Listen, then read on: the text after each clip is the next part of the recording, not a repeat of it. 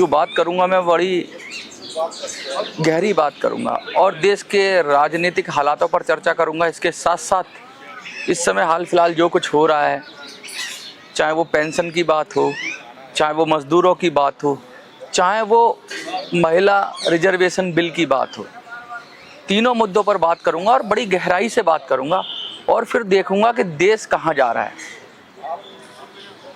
देखो, लगातार हम बात तो करते ही रहते हैं। ये मेरा एक नया प्रयोग है।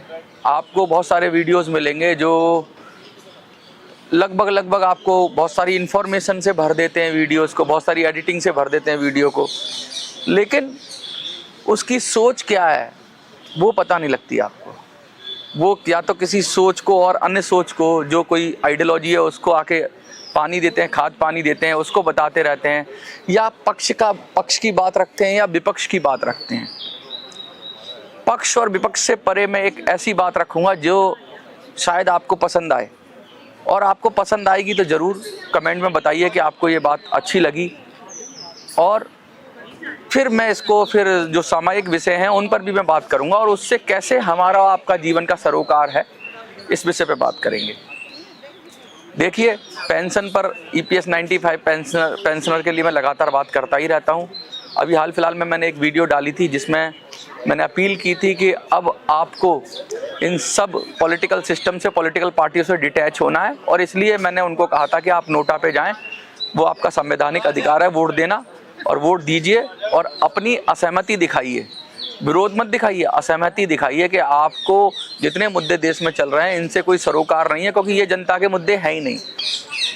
ये हवाई मुद्दे हैं और इन्हीं पर हार जीत का फैसला कर जनता को इमोशनल कर वोट ले लिया जाता है और फिर सरकारें बना ली जाती हैं। वो पक्ष हो या विपक्ष हो, नूरा कुश्ती चल रही है जिसका जनता से कोई सरोकार नहीं है। ऐसे मुद्दे बना दिए जाते हैं कि भाई अचानक ही आपको लगेगा पता नहीं क्या मुद्दा बना दिया, किसी पे पर्सनल अटैक कर दिया जाता है, किसी के समुदाय पे हमला कर दिया जाता है, किसी की जाति पे हमला कर दिया जाता है, और इस तरह के मुद्दे बना दिए जाते हैं। और जो असली मुद्दे हैं, जो गूढ़ मुद्दे हैं, जो देश की जनमानस से जुड़े हुए हैं, वो मुद्दे गायब ही हो जाते हैं और वो मुद्दे बन ही नहीं पाते शायद कभी। तो मेरा मानना है कि मैं ऐसे मुद्दों को भी तवज्जो दूं और उनको बताऊं आपको। आज जो वीडियो में वो 2-3 बातें रहेंगी, लेकिन बड़ी विस्तार से रहेंगी। सबसे पहले पेंशन की बात करेंगे, उसके बाद हम आएंगे जो नोएडा में जिस तरह से मजदूरों का आंदोलन हुआ और फिर वो दिल्ली में, NCR में फैलता चला गया या फैल रहा है, या उसके अंदर जो एक विद्रोह की भावना आ रही है, उस विषय पे बात करेंगे।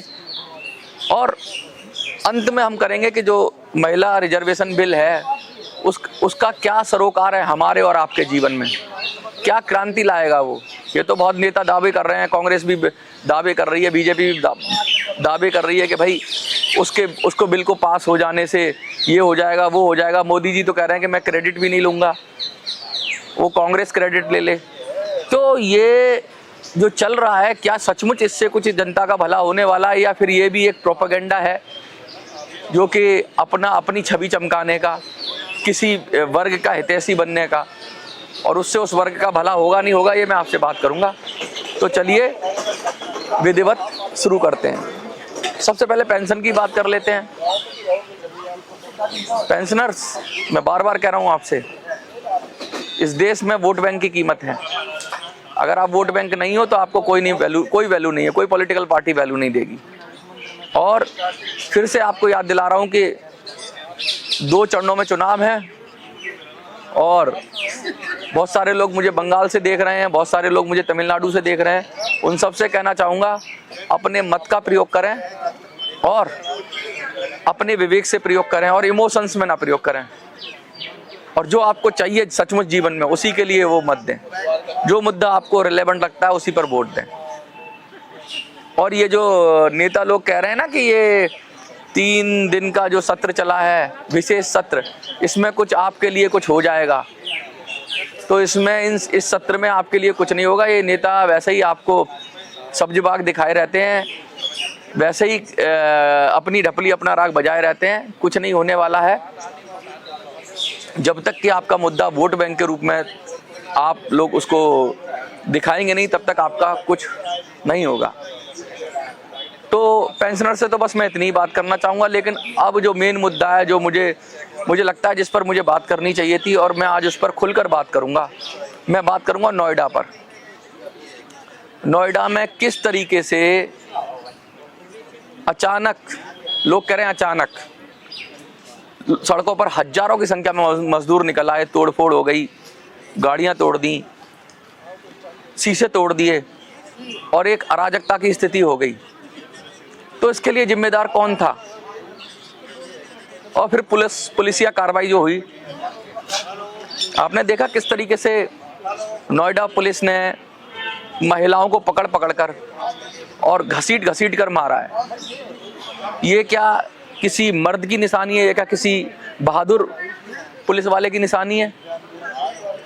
पुलिस वाले बहादुर वो कहलाते हैं जो अपराधियों को पकड़ते हैं। जब हमें बड़ा अच्छा लगता है जब यूपी से खबर आती है कि किसी बाहुबली के टांग में गोली मार दी, कोई अपराधी हाथ जोड़ता हुआ थाने में सरेंडर करता है और वो कहता है कि भाई अब मैं अपराध नहीं करूंगा, तो बड़ा अच्छा लगता है, पुलिस पे भरोसा जगता है। और जब पुलिस औरतों को, लड़कियों को घसीट कर मार रही है, वो भी मेल पुलिस, 5-5 बंदे मिलके मार रहे हैं, और ऐसे वीडियो पूरे सोशल मीडिया पे सर्कुलेट हो रहे हैं। तो ये आप बताओ क्या ये नोएडा पुलिस की मर्दानगी है? दिल्ली पुलिस से सीखना चाहिए नोएडा पुलिस को कुछ। जिस तरह से उन्होंने मारा लड़कियों को, औरतों को, वो खड़ी हुई थी, सीधा सीधा वीडियो में दिख रहा है कि मार रहे हैं। और फिर नोएडा कमिश्नर जो आ जाती हैं वो उनके बचाव में आ जाती हैं। बचाव में तो नहीं आती, उन्होंने सोचा मैं भी राजनीति कर लूं, क्योंकि उनके परिवार के सदस्य राजनीति में हैं, अच्छे पद पर हैं। तो उन्होंने बड़ी मेहनत की झगड़ा रोकने के लिए या दंगा रोकने में। मैं ये नहीं कहता कि पुलिस ने मेहनत नहीं की, उन्होंने बड़ी सक्रियता दिखाई, अपना काम किया। लेकिन वो समस्या पुलिस से सुलझती नहीं, वो समस्या तो राजनीतिक समस्या थी, राजनीतिक निर्णय की आवश्यकता थी, जो कर दिया गया। रात को योगी जी ने कमेटी बनाई और तुरंत ही उन्हें गलती का एहसास हुआ। और ये गलती का एहसास तब हुआ जब इतना दंगा फसाद हो गया, तब उनको इतनी देर में, बड़ी देर में जागे।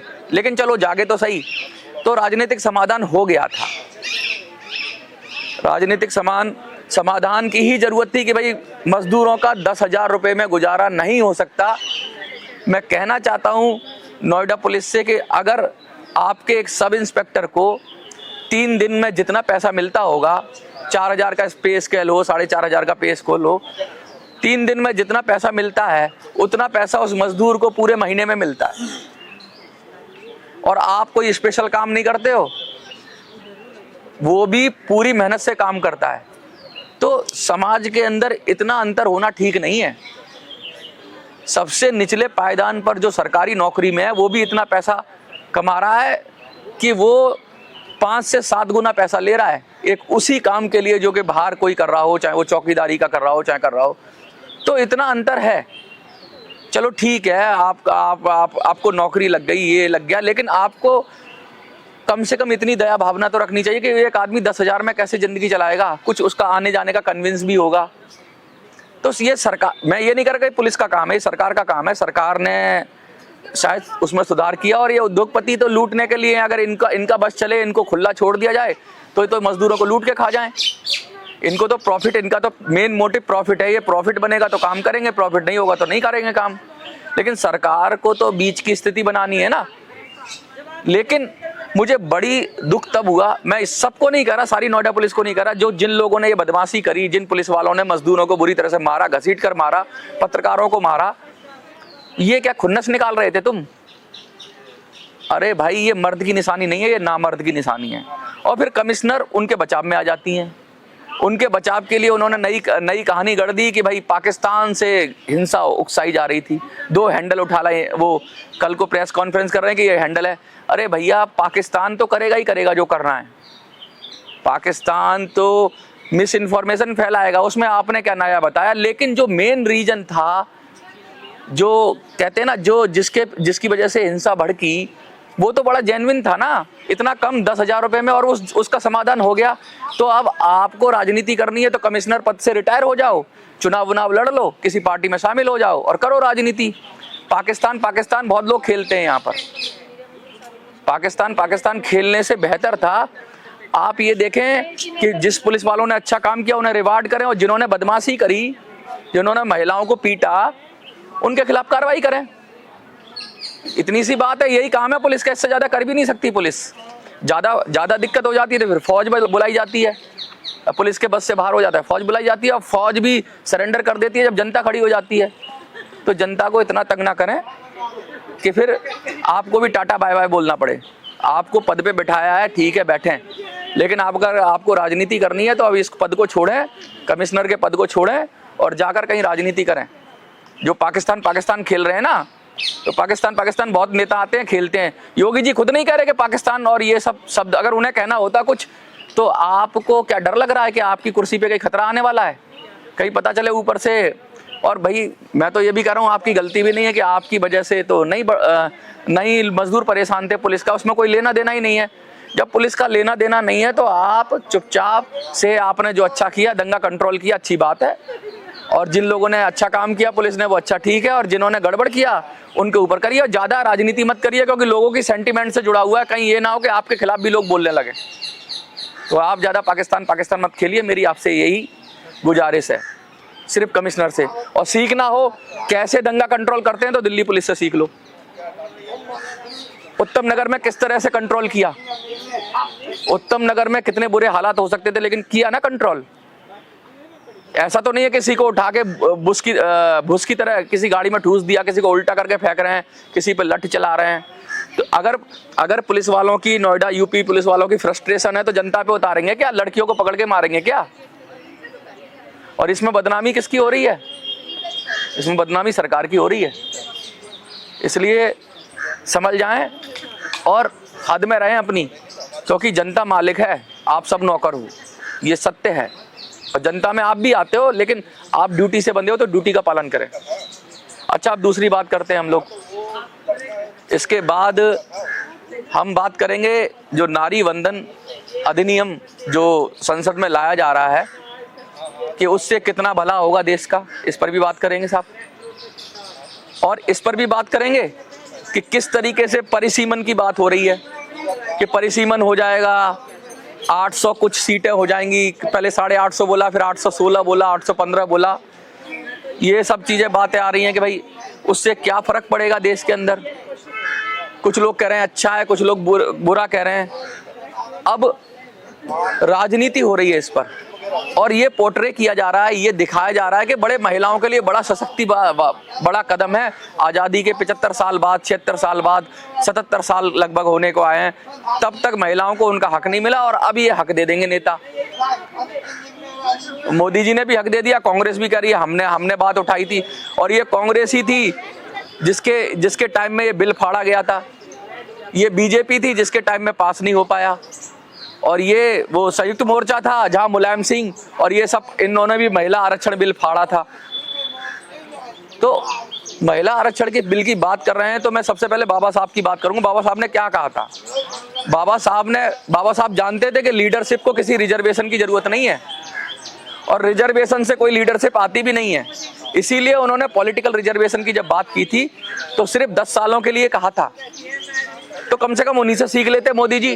मैं तो आपसे कह रहा हूं, राहुल गांधी उन्हीं से सीख लेते कि पॉलिटिकल रिजर्वेशन, इतने बड़े इंसान बाबा साहब भीमराव अंबेडकर और इतने बड़े लोग, उन्होंने भी कहा कि पॉलिटिकल रिजर्वेशन में 10 साल के लिए इसलिए दे रहे हैं कि भाई कहीं ऐसा ना हो कि कुछ जातियां मिलकर उनका दूसरों का हक मार लें और उनको आगे ही ना बढ़ने दें।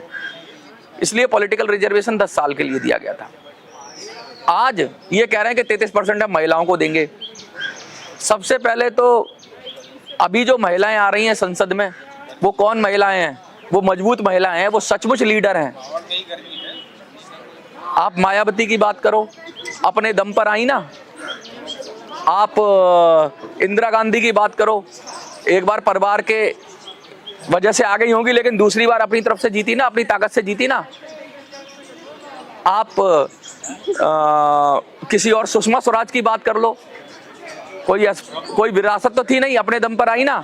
और आप दिल्ली की चीफ मिनिस्टर की बात कर लो, ये कौन है? ये ट्रू लीडर हैं, चाहे जिस स्तर पे पार्टी में ही समझ लो, लेकिन ये ट्रू लीडर हैं। ये किसी रिजर्वेशन से नहीं आए हैं, और रिजर्वेशन से लीडर निकल जाएगा, ये गलतफहमी है आपकी। मैं मोदी जी को भी कह रहा हूँ, ये कह रहा हूँ, मैं देश की जनता को पूछना चाहता हूँ कि ये जो रिजर्वेशन से नेता आ जाएंगे, क्या ये देश का भला कर देंगे?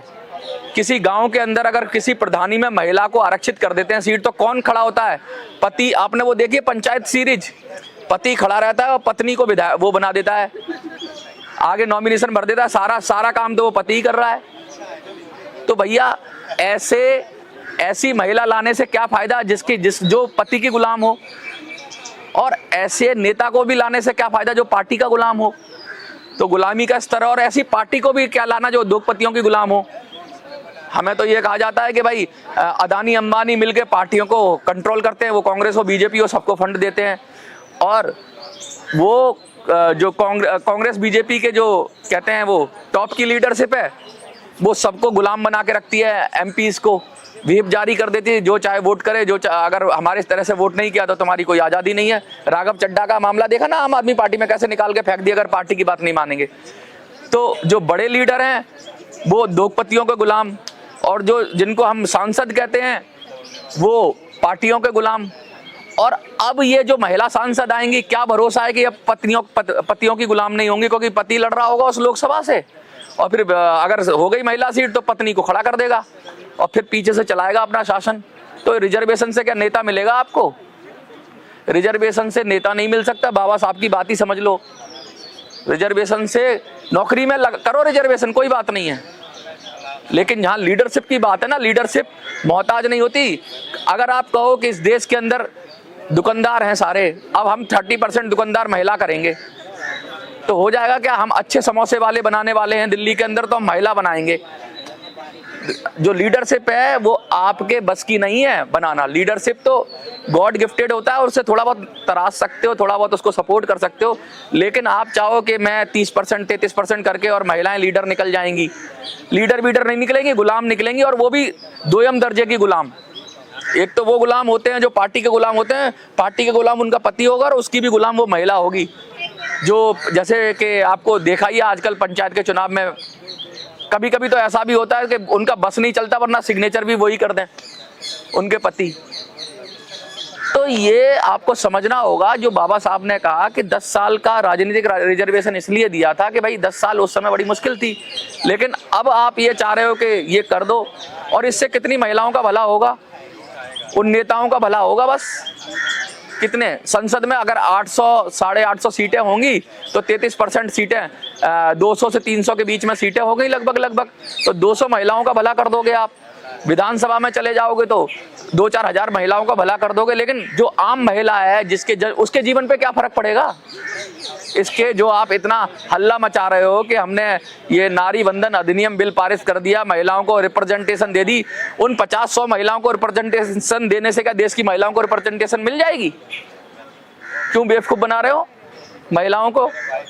और महिलाएं सब समझती हैं, वो अपना घर चला लेती है, उनका तो 100% रिजर्वेशन है, वो चाहे घर का काम करें चाहे वो बाहर का काम करें, उनकी मर्जी है ना। महिलाओं के नाम पर राजनीति कर रहे हो, नेतागिरी चमका रहे हो।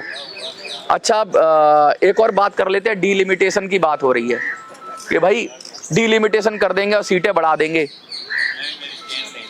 तमिलनाडु से आवाज आ रही है, उधर से आवाज आ रही है, वो कह रहे हैं कि साहब हमारा प्रतिनिधित्व घटता जा रहा है, क्योंकि किसी ने कहा था कि जिसकी जितनी संख्या भारी उसकी उतनी भागीदारी।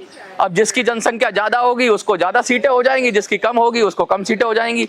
तो दक्षिण के राज्य कह रहे हैं भैया हम तो कमजोर हैं, हमने तो अच्छा काम किया, हमने तो जनसंख्या को रोका और हमको उसका पनिशमेंट मिल रहा है, हमारी रिप्रेजेंटेशन कम हो रही है, ऐसा उन्होंने कहा। तो इसका मतलब ये है कि एक वोट एक इंसान का सिद्धांत का आप नहीं मानते उसको। किसी ने कहा भी है कि लोकतंत्र है जनाब, यहाँ बंदों को गिना जाता है, तौला नहीं जाता। कहने का मतलब आप कितने इंटेलिजेंट हो, कितने पैसे वाले हो, कितना देश के लिए आपने कुर्बानी की, आप कितने बड़े फौजी हो, आपने परमवीर चक्र लिया है, और आप जो कुछ भी हो आपके वोट की पावर वही है जो एक अनपढ़ आदमी की, जिसने कुछ नहीं किया देश के लिए, उसकी बराबरी है। और इस पे सब सहमत हैं। आप अरबपति हो तब भी एक ही वोट दे सकते हो, और आप अगर सबसे गरीब हो, भीख मांग रहे हो, तब भी एक वोट दे सकते हो। तो फिर ये दक्षिण के राज्य जो कह रहे हैं कि भैया हमने तो भाई देश की समृद्धि में काम किया, हमारा तो रिप्रेजेंटेशन कम हो जाएगा क्योंकि हमारी जनसंख्या कम हो गई, तो क्या वो जनसंख्या बढ़ा लें? क्या करें वो? आपको वोट की रिप्रेजेंटेशन को समझना होगा। और ये जो डिलिमिटेशन कर रहे हो आप, 800 सीटें कर रहे हो, इससे क्या होगा? इससे देश में गुलामों की संख्या बढ़ेगी। कैसे? क्योंकि एक जो कानून बनाता है ना, संसद में बैठ के कोई व्यक्ति कानून बनाता है, वो पूरे देश के लिए बनाता है, वो अपनी लोकसभा क्षेत्र के लिए नहीं बनाता। उसका जो कानून बनाने में जो हिस्सेदारी होती है ना, सांसद का काम क्या होता है, उससे पूरा देश इफेक्ट करता है। तो उसका उस लोकसभा से क्या लेना देना कि वो उस लोकसभा के लोग ही उसे वोट करेंगे। अगर मैं पूरे देश में शिक्षा पद्धति में सुधार करना चाहता हूं, मैं सांसद बनना चाहता हूं, तो पूरे देश से वोटिंग का राइट होना चाहिए ना मुझे, ये पर्टिकुलर लोकसभा से। फिर तो मैनेज हो जाएगा, बहुत सारे बड़े बड़े नेता भी हार जाएंगे। किसी सचिन तेंदुलकर को ही खड़ा कर दो और एक छोटी सी लोकसभा क्षेत्र में खड़ा कर दो, वो तो पूरे देश में मशहूर है, पूरे देश से वोट मिलेगा, तो मैनेज नहीं कर पाएगा कोई पैसे से। लेकिन अगर एक छोटी सी लोकसभा मिलेगी, एक बीजेपी का या कांग्रेस का गुलाम हो और एक तरफ सचिन तेंदुलकर हो, सचिन तेंदुलकर हार जाएगा क्योंकि वो वाली झुग्गी को वो मैनेज कर लेगा, वहां पे पैसा बांट देगा, वहां पे अपनी जाति का कार्ड खेल देगा और छोटी सी जगह पैसा खिला खुलू के मैनेज करके जीत जाएगा। तो सबसे बेकार आदमी भी जीत सकता है छोटी जगह में। आपको पता है ना पंचायत में कितना पैसा चलता है? पंचायती चुनाव में सबसे ज्यादा पैसा और सबसे ज्यादा गंदी पॉलिटिक्स पंचायती चुनाव में होती है, क्योंकि छोटा क्षेत्र होता है। जितना छोटा क्षेत्र उतनी गंदी पॉलिटिक्स। अब तक बड़ा क्षेत्र था, लेकिन आप कहते हो कि भाई इतने सारे लोगों को रिप्रेजेंट कैसे करेगा? भैया इतने सारे लोगों को सांसद रिप्रेजेंट नहीं करता, वो पूरे देश को रिप्रेजेंट करता है। ये आपको कहना पड़ेगा, आपको ये मानना पड़ेगा कि अगर कोई एमएलए है तो वो दिल्ली को रिप्रेजेंट करता है, ना कि दिल्ली की एक विधानसभा को। अगर कोई एमपी है तो वो देश को रिप्रेजेंट करता है, ना कि किसी लोकसभा क्षेत्र को। जब तक आप ये आधारभूत परिवर्तन नहीं करोगे, ये सुधार नहीं करोगे, तब तक आप कहते रहो, चिल्लाते रहो, ऐसे ही आते रहेंगे, पार्टी के चमचे आते रहेंगे। एक एजेंडा सेट होगा, 3-4 लोग पॉलिसी बनाएंगे, उस सांसद की कोई भागीदारी नहीं होगी पॉलिसी में, क्योंकि वो तो मैनेज करता है अपनी जनता को। तो मैनेजर नहीं चाहिए, लीडर चाहिए। और जब लीडर चाहिए तो आपको समझना होगा कि कैसे होगा ये सब। और हर कोई डरा हुआ है, वो कह रहा है कि ये बीजेपी आ जाएगी तो हमारा हक मारा जाएगा, कांग्रेस आ जाएगी तो बीजेपी वाले कहते हैं हमारा हक मारा जाएगा, सपा आ जाएगी तो बसपा वाले कहते हैं हमारा हक मारा जाएगा, बसपा आ जाएगी तो सपा वाले कहते हैं हमारा हक मारा जाएगा। तो भैया ये ऐसी सरकारें क्यों आती है जो एक हिस्से का तो हक बचा लेती हैं और बाकी सबका हक मार लेती हैं? किसी को कहते हैं हिंदुओं की सरकार है, कोई कहता है ये मुसलमानों की सरकार है, कोई कहता है ये दलितों की सरकार है, कोई कहता है ये ब्राह्मणों की सरकार है। सबकी सरकार क्यों नहीं आती? और सबकी सरकार आएगी कैसे जब वोट बैंक में बटे हुए हैं लोग? और हमारा सिस्टम ये प्रेरित करता है कि आप फर्स्ट पास द पोस्ट का सिस्टम है कि आप जाओ, जाके वोट दो और 100 वोट पड़ेंगे और जिसने सबसे ज्यादा वोट ले लिया उसको आप बना देते हो लीडर। वो लीडर थोड़ी ना है। अरे 100 वोट पड़े, उसमें से 60 वोट ही पड़ते हैं, 100 वोट होते हैं, 60% वोटिंग होती है। 40% तो वैसे ही नहीं दिया, 40% लोगों ने इंटरेस्ट ही नहीं था उनका। 60% बचे, उसमें से 5 पार्टियों में बट गए, तो जिसको 11 मिल गए, सबको 10-10 वोट मिले, जिसको 11 मिल गए उसको तुम कहते हो लीडर। वो कहां से लीडर है भाई? 11 आदमियों को नुमाइंदा है वो। अगर लीडर तब मानता मैं कि उसको 50% से ज्यादा या 70%, 80% तक वोट मिलते तो चलो मैं मान लेता, पूरी 100% नहीं लेकिन मैं मान लेता। लेकिन 10-12% पे जीत के आने वाला आदमी पूरी लोकसभा विधानसभा को रिप्रेजेंटेशन करने लगता है, तो ये तुम्हारा सबसे बड़ी खामी है लोकतंत्र की। फिर तो ये लोकतंत्र नहीं है, ये तो फिर पता नहीं कौन सा तंत्र है, चालाक तंत्र है, धूर्त तंत्र है और ये सब मक्कारी का तंत्र है। और फिर लोग चिल्लाते रहते हैं 30% पे सरकारें बन जाती हैं देश में, 20-30% वोट पे। मोदी सरकार भी 30% से कम ही वोट पे होगी, अभी 70% वोट तो अलग ही पड़ जाता है। तो इस व्यवस्था के लिए मैं कहता हूँ ना 26 जनवरी बिल होना चाहिए भाई। जिसकी जितनी हिस्सेदारी उसकी उतनी भागीदारी। अगर किसी को 100 वोट मिले हैं तो 100 की पावर दो, किसी को 50 मिले तो 50 की पावर दो। ये थोड़ी ना होगा कि 100 वाला सेंसा हो गया, 10 लोग बैठे हैं, कोई पहलवान है 10 रोटी खा लेगा, कोई थोड़ा कम ताकतवर है तो 8 रोटी खा लेगा, कोई कम है तो 4 रोटी खा लेगा। ऐसे ही सत्ता का भी बंटवारा होना चाहिए, यही तो डेमोक्रेसी है। अब ये क्या है कि एक को जिताओगे बाकी सबको हराओगे, एक को 50,000 एक वोट मिल गया तो वो विजेता हो गया और एक को 50,000 वोट मिल गए तो वो हार गया। ये मजाक है लोकतंत्र के नाम पर, और ये मजाक चुनाव आयोग ने किया है। ये मजाक उसने नहीं किया, संविधान ने नहीं किया। संविधान ने कहा था कि अच्छे जनप्रतिनिधि चुन के लाओ, और ये काम दिया एक IAS ऑफिसर को। और आईएएस को लगता था कि भाई जो जीतता है वही विजेता होता है। ये देश जीतने वालों को नहीं मानता, ये देश विजय को नहीं मानता, ये देश जय को मानता है। ये किसी की पराजय में अपनी जीत स्वीकार नहीं करता, ये सबकी जय करता है।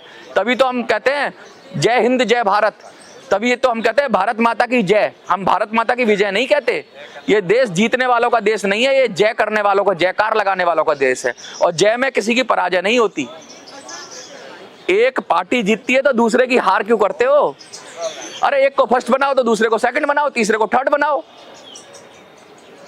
इस विषय पे भी मैंने बहुत वीडियो बनाई है 26 जनवरी बिल पर, लेकिन मोटी बात ये कह रहा हूं कि ये जो सब हो रहा है ये नाटक हो रहा है। ये लोकतंत्र के नाम पे ढोंग तंत्र चल रहा है और इसके आधार में जो गुलामी है ना, इसके आधार में जो फंडामेंटल्स में गुलामी है, सबको गुलाम चाहिए। अभी आपने सीआरपीएफ का केस देखा ना, सीआरपीएफ वालों ने एक बिल लाई, सरकार कहती है कि सीआरपीएफ वाला कहता है कि जिंदगी भर हम सीआरपीएफ चलाते हैं और हम उसका हेड नहीं बन सकते। एक आईपीएस को उठा के ले आते हैं और उसको कहते हैं तू बन जा, क्योंकि आईपीएस कहीं और से लाएगा तो वो गुलामी करेगा ना, और जो लीडर होगा वो गुलामी थोड़ी ना करेगा, वो सच को सच कहेगा, झूठ को झूठ कहेगा। तो सीआरपीएफ वाले में से नहीं उठ के जाएगा, ये कहीं से और उठा के लाएंगे और उसको बना देंगे हेड। तो ये लीडर निकालना ही नहीं चाहते, ये सब जगह गुलाम बनाना चाहते हैं और ये खुद भी गुलाम है। तो गुलामों से आप उम्मीद कर रहे हो कि वो देश को अच्छा कर देंगे?